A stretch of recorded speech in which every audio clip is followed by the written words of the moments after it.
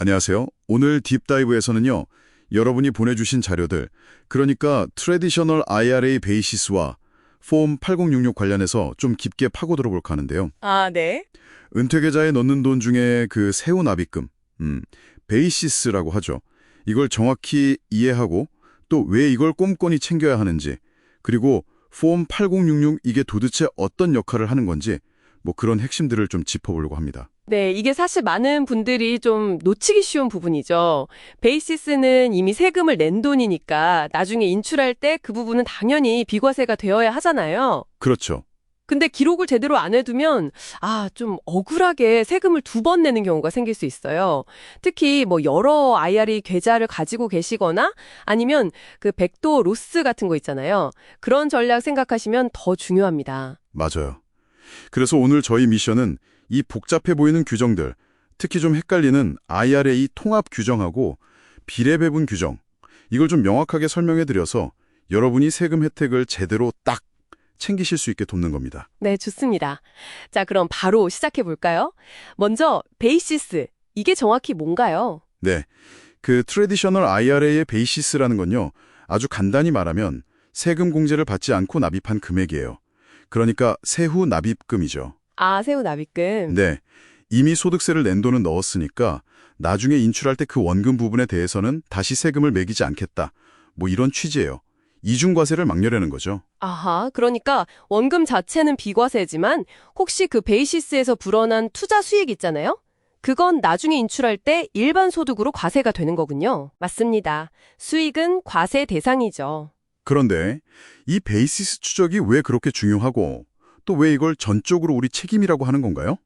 뭐 IRA 관리회사나 IRS에서 좀 도와주면 좋을 텐데. 안타깝게도 그 추적 책임은 전적으로 납세자. 그러니까 바로 여러분에게 있습니다. IRA 관리기관이나 IRS가 이걸 대신 추적해 주지는 않아요. 아, 그렇군요. 네, 그래서 그 IRS 폼 866이라는 서류가 중요해지는 겁니다.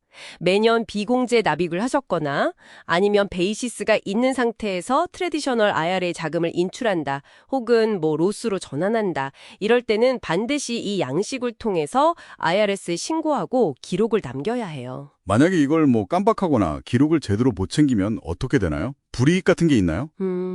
최악의 시나리오로 생각해보면 베이시스가 있다는 사실 자체를 증명하지 못하게 될 수 있어요. 그럼 어떻게 될까요? 그럼 이미 세금 낸 원금인데 또 세금을 내야 하나요? 그렇죠. 이중과세 위험에 처하게 되는 겁니다. 굉장히 억울한 상황이죠. 와, 심지어 이 문제는 나중에 뭐랄까요, 돌아가신 후에 상속인에게까지 영향을 미칠 수도 있어요. 아 정말요? 상속인까지요? 네, 그래서 이 폼 866은 물론이고 납입증명서인 폼 5498이나 인출 전환증명서인 폼 1009-R 같은 관련 서류들 있잖아요. 이런 건 해당 IRA 계좌 자산을 전부 인출할 때까지 사실상 거의 영구적으로 보관하셔야 안전합니다. 이야, 영구 보관이라니 이거 정말 가볍게 볼 일이 아니네요. 그런데 여기서 가장 큰 함정이라고들 하는 게 통합 규정이란 비례배분 규정이라고 들었거든요. 이게 뭔가요? 모든 IRA를 그냥 하나로 본다는 뜻인가요? 네, 정확합니다. 세금 계산할 때는요, IRS는 여러분이 가진 모든 트래디셔널 IRA 계좌들, 그리고 혹시 해당되신다면 SEP IRA나 심플 IRA 같은 다른 은퇴 계좌들까지 전부 다 그냥 하나의 큰 트래디셔널 IRA 계좌로 간주해버려요. 이걸 통합 규정이라고 부릅니다. 아하, 계좌를 막 여러 개로 쪼개 넣어도 세금금 계산할 때는 그냥 다 합쳐서 하나로 본다. 그럼 비례배분 규정은 뭐죠? 이게 베이시스 활용을 되게 어렵게 만든다고 하던데요? 네, 그게 문제죠. 그 통합된 하나의 큰 IRA 안에 세금 공제받은 돈, 즉 세전자금하고 세금을 이미 낸 세후자금, 즉 베이시스가 섞여 있다면요. 인출하거나 러스로 전환할 때 나는 베이시스만 뺄래. 이게 안 된다는 규칙이에요. 아, 골라서 못 빼는군요. 네, 어떤 금액을 빼던 그 금액은 전체 IRA 잔액에서 세전자금과 베이시스가 차지하는 비율대로 비율대로 섞여서 나온다고 간주됩니다. 예를 들어 주실 수 있나요? 그럼요.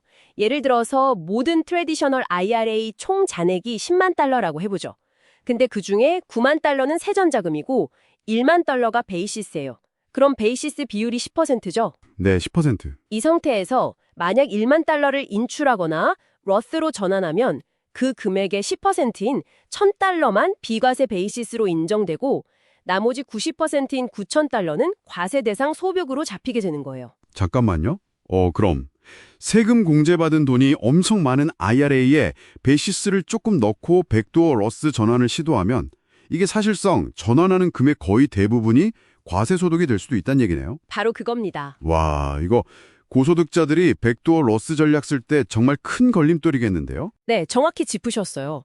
백도어 러스 전략 자체는 소득 제한 때문에 러스 IRA에 직접 못 넣는 분들이 트래디셔널 IRA에 비공제 납입, 그러니까 베이시스를 만들어서 바로 로스로 전환하는 방법이잖아요. 네네. 근데 기존에 세전 자금이 많은 분들은 이 비례 배분 규칙 때문에 예상치 못한 세금을 확 내게 될 수 있는 거죠. 아, 그런 방법이 아예 없는 건가요? 이 골치 아픈 세전 자금을 어떻게 좀 처리할 방법은 없을까요? 아주 영리한 해결책이 하나 있기는 합니다. 바로 리버스 롤오버라는 건데요. 리버스 롤오버요? 네, 만약에 지금 다니시는 회사에 401k 플랜이 외부 IRA 자금 롤오버를 받아준다면요. 트래디셔널 IRA에 있는 그 세전 자금만 골라서 401k로 옮기는 겁니다. 오, 세전 자금만요?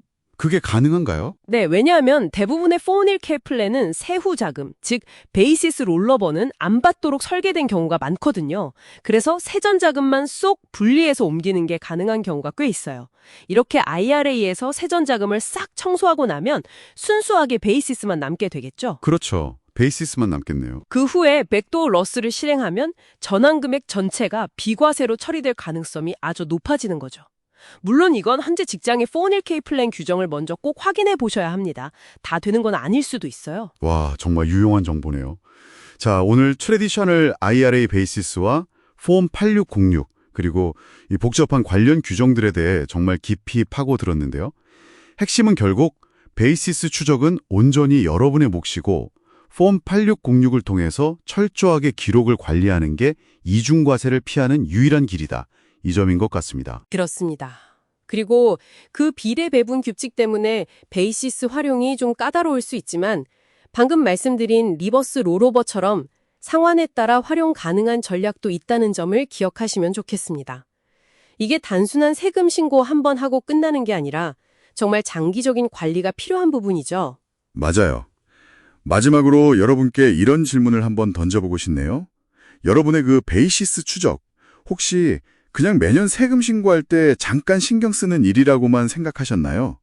어쩌면 이건 수십 년간 여러분을 따라다닐 수도 있는 일종의 규정 준수 부채, 컴플라이언스 데트를 관리하는 것일 수도 있습니다. 오늘 저희 딥다이브가 그 부채를 좀 현명하게 관리해 나가시는데 첫걸음이 되었기를 바랍니다.